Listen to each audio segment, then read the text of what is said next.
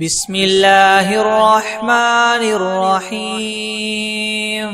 تبارك الذي بيده الملك وهو على كل شيء قدير الذي خلق الموت والحياة ليبلوكم أيكم أحسن عملا وهو العزيز الغفور الذي خلق 7 سماوات طباقا ما ترى في خلق الرحمن من تفاوت فارجع البصر هل ترى من فطور ثم ارجع البصر كرتين ينقلب إليك البصر خاسئا وهو حسير ولقد زينا السماء الدنيا بمصابيح وجعلناها رجوما للشياطين واعتدنا لهم عذاب السعير وللذين كفروا بربهم عذاب جهنم وبئس المصير إذا ألقوا فيها سمعوا لها شهيقا وهي تفور تكاد تميز من الغيظ كلما ألقي فيها فوج سألهم خزنتها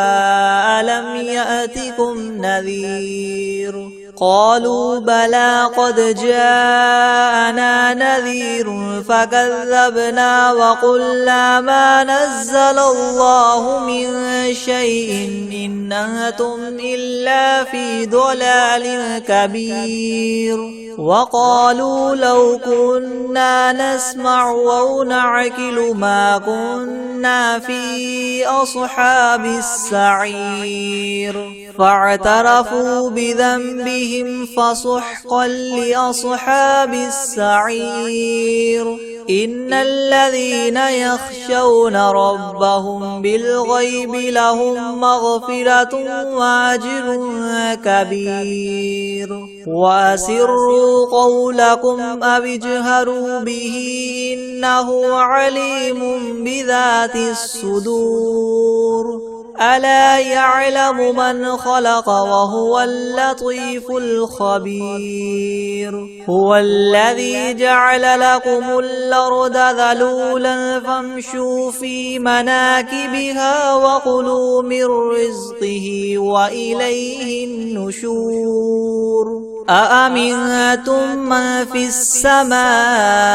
أن يخسف بكم الأرض فإذا هي تمور أم أمنتم من في السماء أن يرسل عليكم حاصبا فستعلمون كيف نذير ولقد كذب الذين من قبلهم فكيف كان نكيري ولم يروا إلى الطير فوقهم صافات ويقبض ما يمسكهن إلا الرحمن إنه بكل شيء بصير أمن هذا الذي هو جند لكم ينصركم من دون الرحمن إن الكافرون إلا في غرور أمن هذا الذي يرزقكم إن أمسك رزقه بل لجوا في عتو ونفور أفمن يمشي مكبا على وجهه يهدى من يمشي سويا على صراط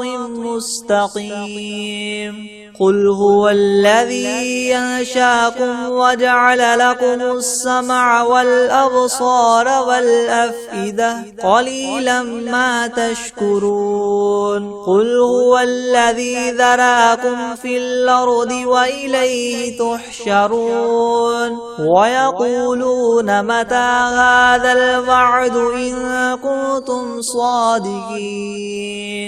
قل إنما العلم عند الله وإنما أنا نذير مبين فلما رأوه زلفة سيئت وجوه الذين كفروا وقيل هذا الذي كنتم به تدعون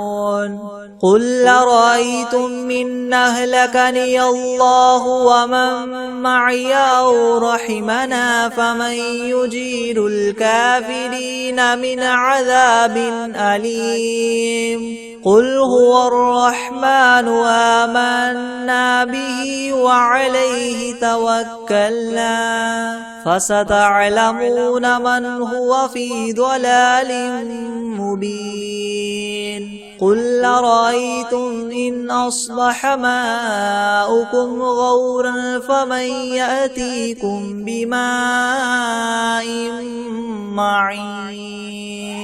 بسم الله الرحمن الرحيم إذا وقعت الواقعة ليس لوقعتها كاذبة خافضة رافعة إذا رجت الأرض رجا وبست الجبال بسا فكانت هباء منبثا وكنتم أزواجا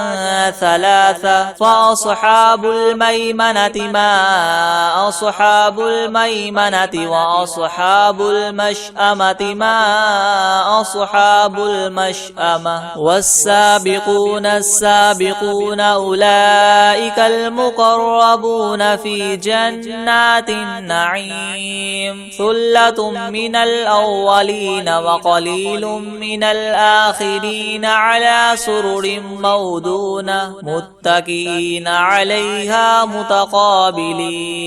يطوف عليهم ولدان مخلدون بأكواب وأباريق وكأس من معين لا يصدعون عنها ولا ينزفون وفاكهة مما يتخيرون ولحم طير مما يشتهون وحور عين كأمثال اللؤلؤ المكنون جزاء بما كانوا يعملون لا يسمعون فيها لغوا ولا تأثيما إلا قيلا سلاما سلاما وأصحاب اليمين ما أصحاب اليمين في سدر مخدود وطلح منضود وظل ممدود وماء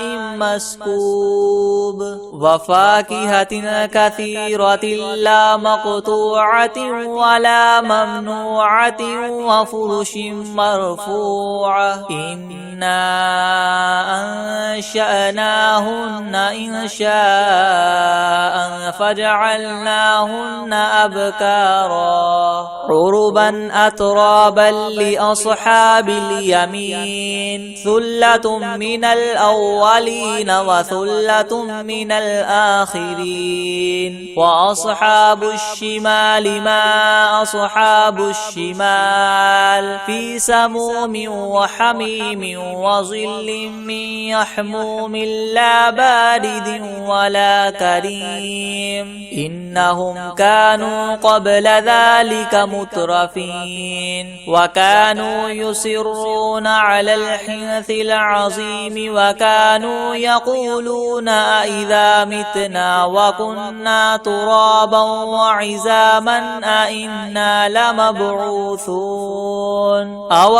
آباؤنا الأولون قل إن الأولين والآخرين لمجموعون إلى ميقات يوم معلوم ثم إنكم أيها الضالون المكذبون لآكلون من شجر من زقوم فمالئون منها البطون فشاربون عليه من الحميم فشاربون شرب الهيم هذا نزلهم نزلهم يوم الدين نحن خلقناكم فلولا تصدقون أفرأيتم ما تمنون أأنتم تخلقونه أم نحن الخالقون نحن قدرنا بينكم الموت وما نحن بمسبوقين على أن نبدل أمثالكم وننشئكم فيما لا تعلمون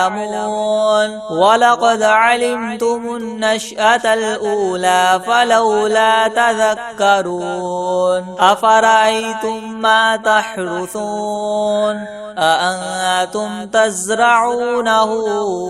أم نحن الزارعون لو نشاء لجعلناه حطاما فظلتم تفكهون إنا لمغرمون بل نحن محرومون أفرأيتم الماء الذي تشربون أأنتم أنزلتموه من المزن أم نحن المنزلون لو نشاء جعلناه أجاجا فلولا تشكرون أفرأيتم النار التي تورون أأنتم أنشأتم شجرتها أم نحن المنشئون نحن جعلناها تذكرة ومتاعا للمقوين فسبح باسم ربك العظيم فلا أقسم بمواقع النجوم وإنه لقسم لو تعلمون عظيم إنه لقرآن كريم في كتاب مكنون لا يمسه إلا المطهرون تنزيل من رب العالمين أفبهذا الحديث أنتم مدهنون وتجعلون رزقكم أنكم تكذبون فلولا إذا بلغت الحلقوم وأنتم حينئذ تنظرون ونحن أقرب إليه منكم ولكن لا تبصرون فلولا إن كنتم غير مدينين ترجعونها إن كنتم صادقين فأما إن كان من المقربين فروح وريحان وجنة نعيم وأما إن كان من أصحاب اليمين فسلام لك من أصحاب اليمين وأما إن كان من المكذبين الضالين فنزل من حميم وتصلية جحيم إن هذا لهو حق اليقين فسبح باسم ربك العظيم بسم الله الرحمن الرحيم تبارك الذي بيده الملك وهو على كل شيء قدير الذي خلق الموت والحياة ليبلوكم أيكم أحسن عملا وهو العزيز الغفور الذي خلق 7 سماوات طباقا ما ترى في خلق الرحمن من تفاوت فارجع البصر هل ترى من فطور ثم ارجع البصر كرتين ينقلب إليك البصر خاسئا وهو حسير ولقد زينا السماء الدنيا بمصابيح وجعلناها رجوما للشياطين وأعتدنا لهم عذاب السعير وللذين كفروا بربهم عذاب جهنم وبئس المصير إذا ألقوا فيها سمعوا لها شهيقا وهي تفور تكاد تميز من الغيظ كلما ألقي فيها فوج سألهم خزنتها ألم يأتكم نذير قالوا بلى قد جاءنا نذير فكذبنا وقلنا ما نزل الله من شيء إن أنتم إلا في ضلال كبير وقالوا لو كنا نسمع أو نعقل ما كنا في أصحاب السعير فاعترفوا بذنبهم فسحقا لأصحاب السعير إن الذين يخشون ربهم بالغيب لهم مغفرة وأجر كبير وأسروا قولكم أو اجهروا به إنه عليم بذات الصدور ألا يعلم من خلق وهو اللطيف الخبير هو الذي جعل لكم الأرض ذلولا فامشوا في مناكبها وكلوا من رزقه وإليه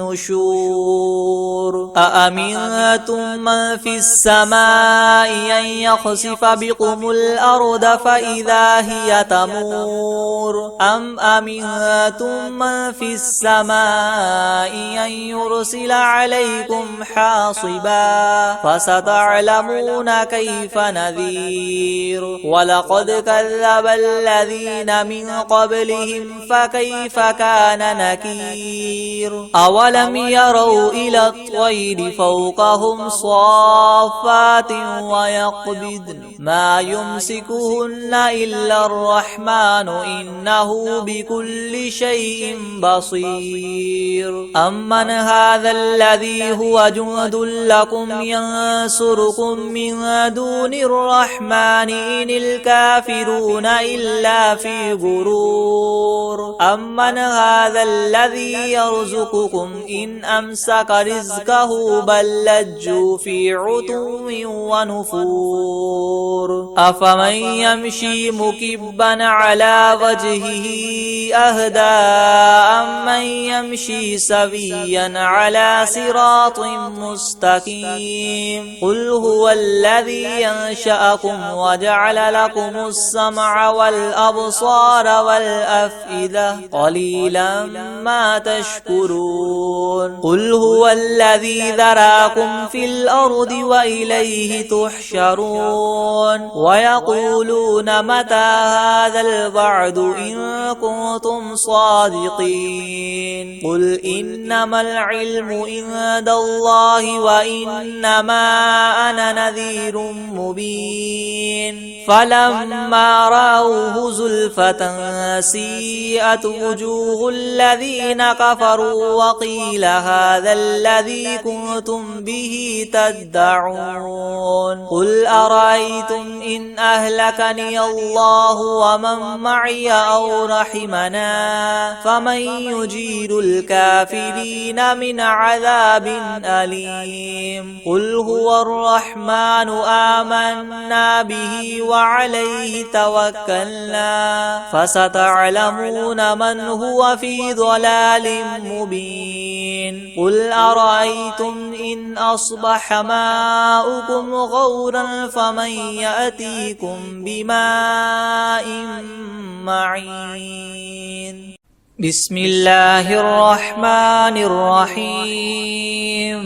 إذا وقعت الواقعة ليس لوقعتها كاذبة خافضة رافعة إذا رجت الأرض رجا وبست الجبال بسا فكانت هباء منبثا وكنتم أزواجا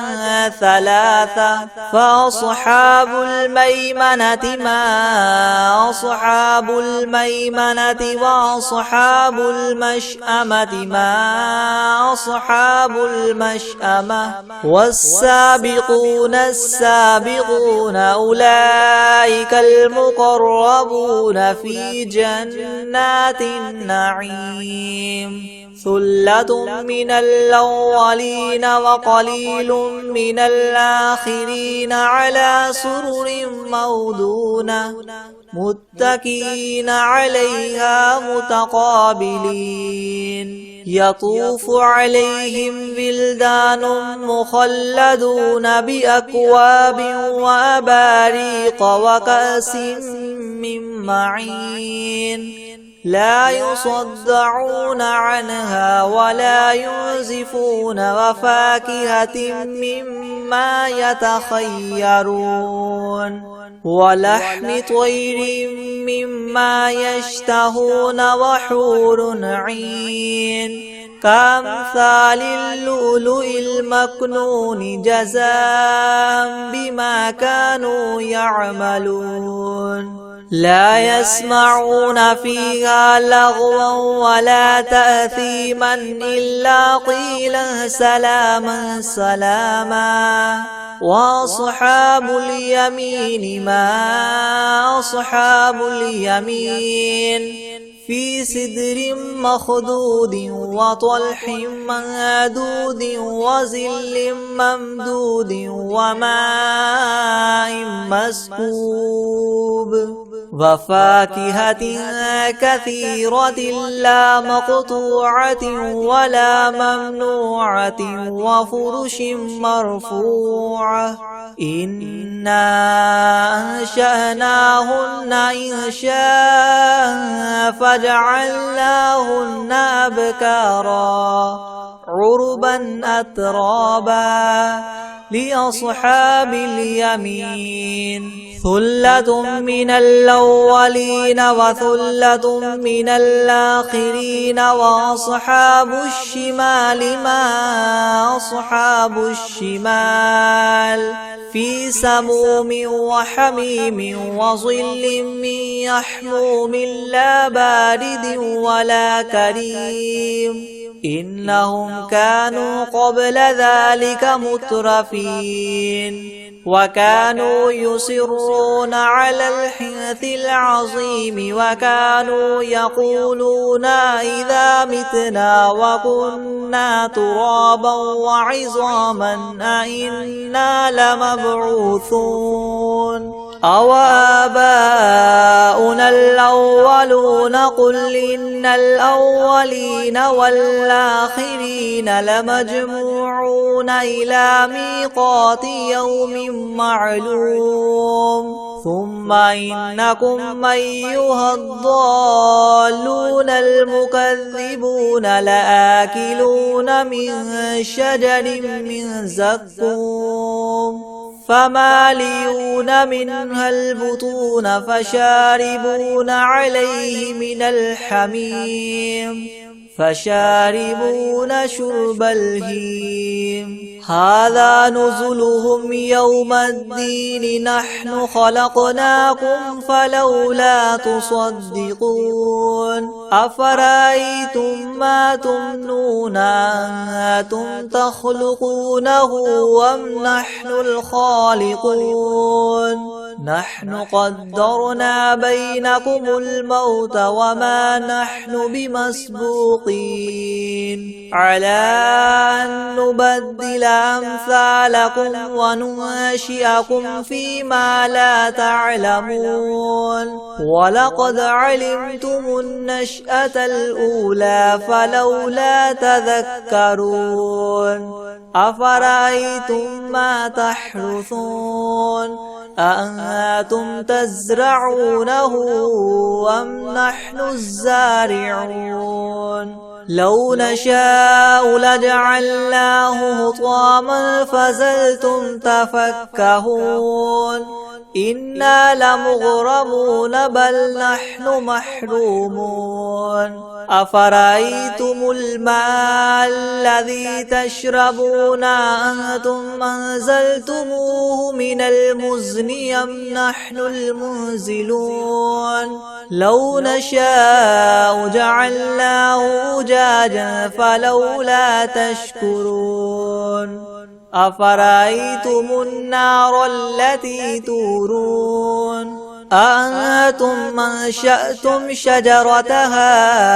أم نحن المنشئون نحن جعلناها تذكرة ومتاعا للمقوين فسبح باسم ربك العظيم فلا أقسم بمواقع النجوم وإنه لقسم لو تعلمون عظيم إنه لقرآن كريم في كتاب مكنون لا يمسه إلا المطهرون تنزيل من رب العالمين فبهذا الحديث أنتم مدهنون وتجعلون رزقكم أنكم تكذبون فلولا إذا بلغت الحلقوم وأنتم حينئذ تنظرون ونحن أقرب إليه منكم ولكن لا تبصرون فلولا إن كنتم غير مدينين ترجعونها إن كنتم صادقين فأما إن كان من المقربين فروح وريحان وجنة نعيم وأما إن كان من أصحاب اليمين فسلام لك من أصحاب اليمين وأما إن كان من المكذبين الضالين فنزل من حميم وتصلية جحيم إن هذا لهو حق اليقين فسبح باسم ربك العظيم بسم الله الرحمن الرحيم ياسين والقرآن الحكيم إنك لمن المرسلين على صراط مستقيم تنزيل العزيز الرحيم لتنذر قوما ما أنذر آباؤهم فهم غافلون لقد حق القول على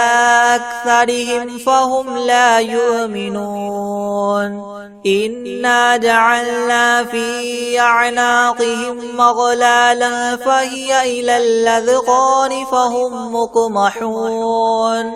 وجعلنا من بين أيديهم سدا ومن خلفهم سدا فأغشيناهم فهم لا يبصرون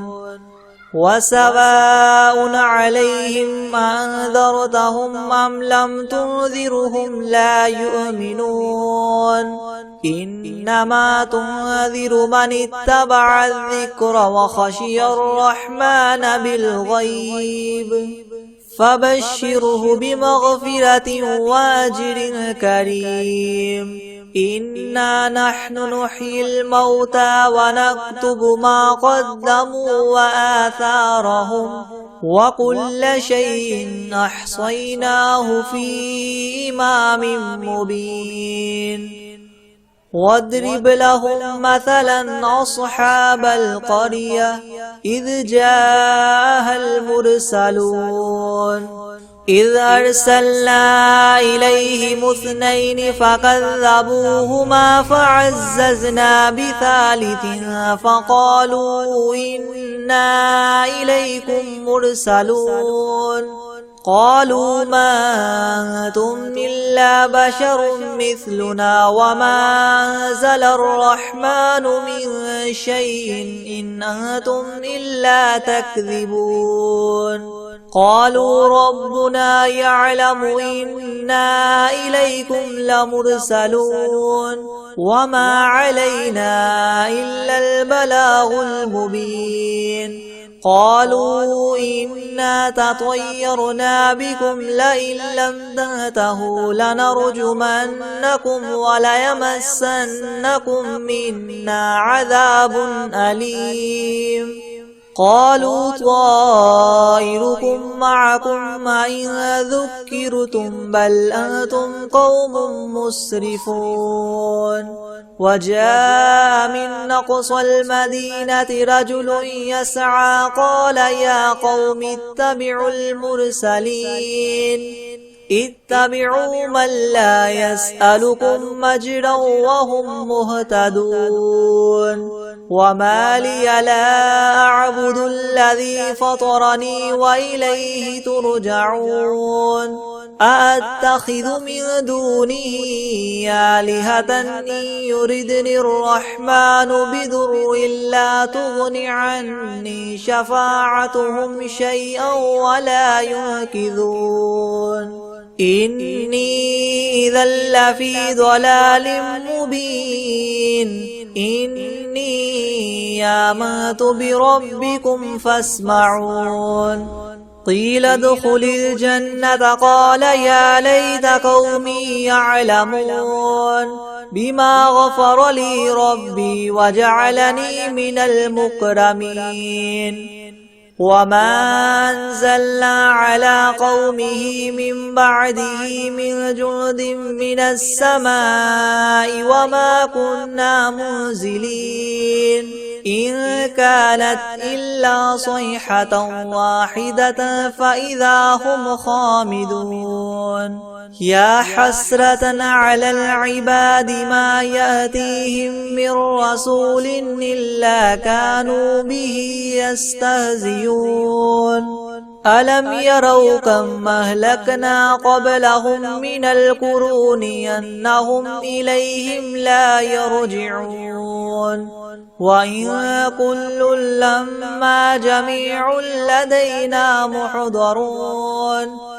وآية لهم الأرض الميتة وأحييناها وأخرجنا منها حبا فمنه يأكلون وجعلنا فيها جنات من نخيل وأعناب وفجرنا فيها من العيون ليأكلوا من ثمره وما عملته أيديهم أفلا يشكرون سبحان الذي خلق الأزواج كلها مما تنبت الأرض ومن أنفسهم ومما لا يعلمون وآية لهم الليل نسلخ منه النهار فإذا هم مظلمون والشمس تجري لمستقر لها ذلك تقدير العزيز العليم والقمر قدرناه منازل حتى عاد كالعرجون القديم لا الشمس ينبغي لها أن تدرك القمر ولا الليل سابق النهار وكل في فلك يسبحون وآية لهم أنا حملنا ذريتهم في الفلك المشحون وخلقنا لهم من مثله ما يركبون وإن نشأ نغرقهم فلا صريخ لهم ولا هم ينقذون إلا رحمة منا ومتاعا إلى حين وإذا قيل لهم اتقوا ما بين أيديكم وما خلفكم لعلكم ترحمون وما تأتيهم من آية من آيات ربهم إلا كانوا عنها معرضين وإذا قيل لهم انفقوا مما رزقكم الله قال الذين كفروا للذين آمنوا ونطعم من لو يشاء الله وطعمه إن أنتم إلا في ضلال مبين ويقولون متى هذا الوعد إن كنتم صادقين ما ينظرون إلا صيحة واحدة تأخذهم وهم يخصمون فلا يستطيعون توصية ولا إلى أهلهم يرجعون ونفخ في الصور فإذا هم من الأجداث إلى ربهم ينسلون قالوا يا ويلنا من بعثنا من مرقدنا هذا ما وعد الرحمن وصدق المرسلون إن كانت إلا صيحة واحدة فإذا هم جميع لدينا محضرون فاليوم لا تظلم نفس شيئا ولا تجزون إلا ما كنتم تعملون إن أصحاب الجنة اليوم في شغل فاكهون هم وأزواجهم في ظلال على الأرائك متكئون لهم فيها فاكهة ولهم ما يدعون سلام قولا من رب رحيم وامتازوا اليوم أيها المجرمون ألم أعهد إليكم يا بني آدم ألا تعبدوا الشيطان إنه لكم عدو مبين وأن اعبدوني هذا صراط مستقيم ولقد أضل منكم جبلا كثيرا أفلم تكونوا تعقلون هذه جهنم التي كنتم توعدون اصلوها اليوم بما كنتم تكفرون اليوم نختم على أفواههم وتكلمنا أيديهم وتشهد أرجلهم بما كانوا يكسبون ولو نشاء لطمسنا على أعينهم فاستبقوا الصراط فأنى يبصرون ولو نشاء لمسخناهم على مكانتهم فما استطاعوا مضيا ولا يرجعون ومن نعمره ننكسه في الخلق أفلا يعقلون وما علمناه الشعر وما ينبغي له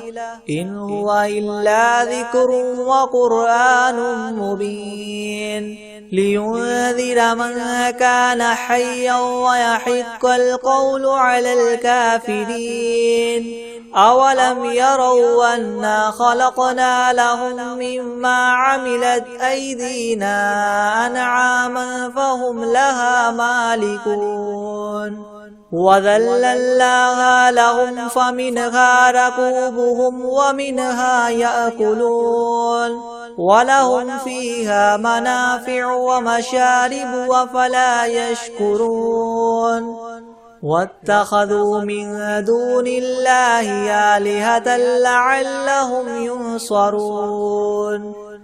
لا يستطيعون نصرهم وهم لهم جند محضرون فلا يحزنك قولهم إنا نعلم ما يسرون وما يعلنون أولم ير الإنسان أنا خلقناه من نطفة فإذا هو خصيم مبين وضرب لنا مثلا ونسي خلقه قال من يحيي العظام وهي رميم قل يحييها الذي ينشاها أول مرة وهو بكل خلق عليم الذي جعل لكم من الشجر الأخضر نارا فإذا أنتم منه توقدون أوليس الذي خلق السماوات والأرض بقادر على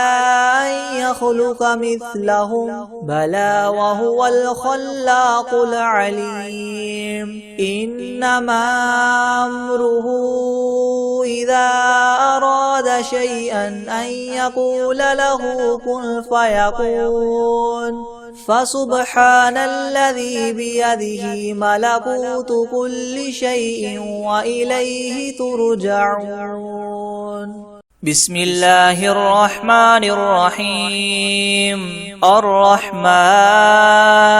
علم القرآن خلق الإنسان علمه البيان الشمس والقمر بحسبان والنجم والشجر يسجدان والسماء رفعها ووضع الميزان ألا تطغوا في الميزان وأقيموا الوزن بالقسط ولا تخسروا الميزان والأرض وضعها للأنام فيها فاكهة والنخل ذات الأكمام والحب ذو العصف والريحان فبأي آلاء ربكما تكذبان خلق الإنسان من صلصال كالفخار وخلق الجان من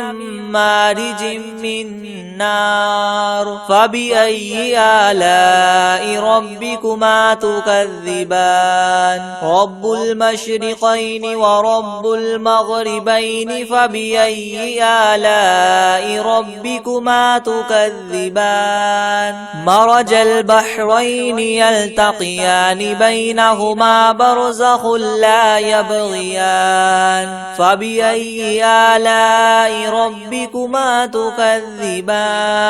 يخرج منهما اللؤلؤ والمرجان فبأي آلاء ربكما تكذبان وله الجوار المنشآت في البحر كالأعلام فبأي آلاء ربكما تكذبان كل من عليها فان ويبقى وجه ربك ذو الجلال والإكرام فبأي آلاء ربكما تكذبان يسأله من في السماوات والأرض كل يوم هو في شأن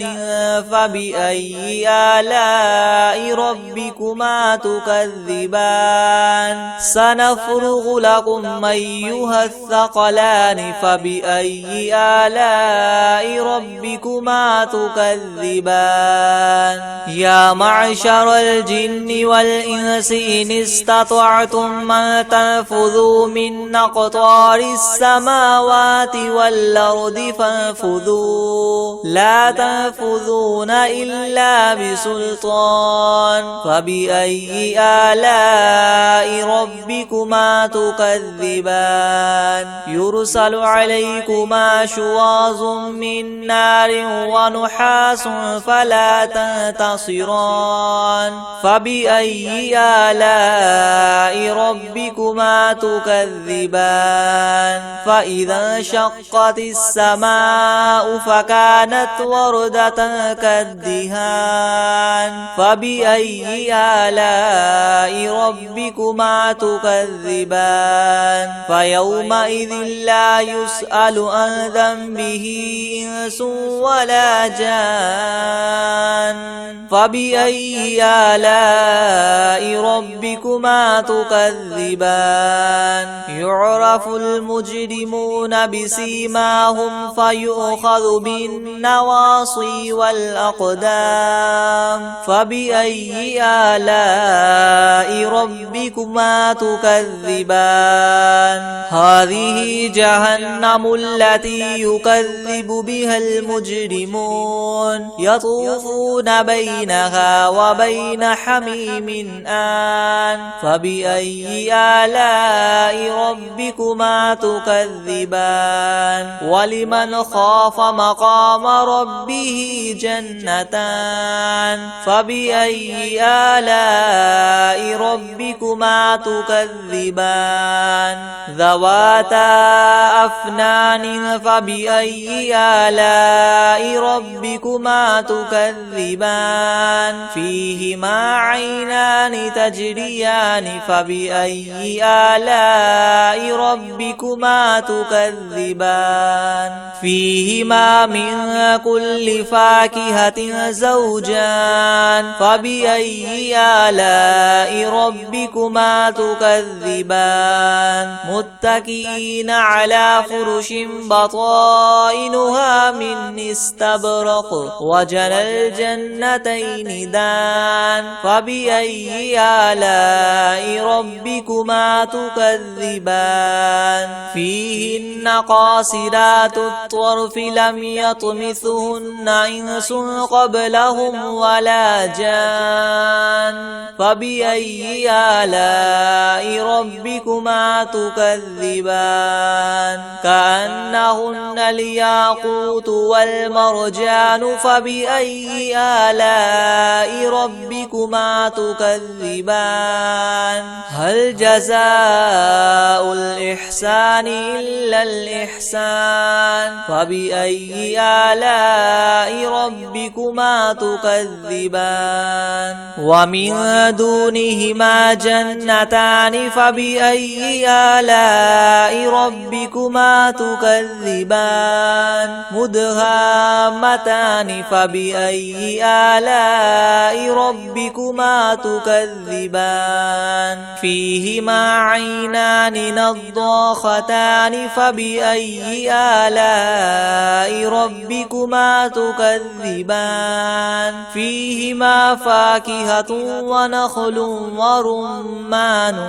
فبأي آلاء ربكما تكذبان فيهن خيرات حسان فبأي آلاء ربكما تكذبان حور مقصورات في الخيام فبأي آلاء ربكما تكذبان لم يطمثهن إنس قبلهم ولا جان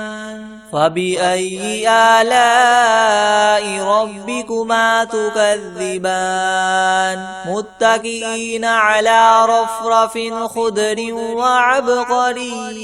حسان فبأي آلاء ربكما تكذبان تبارك اسم ربك ذي الجلال والإكرام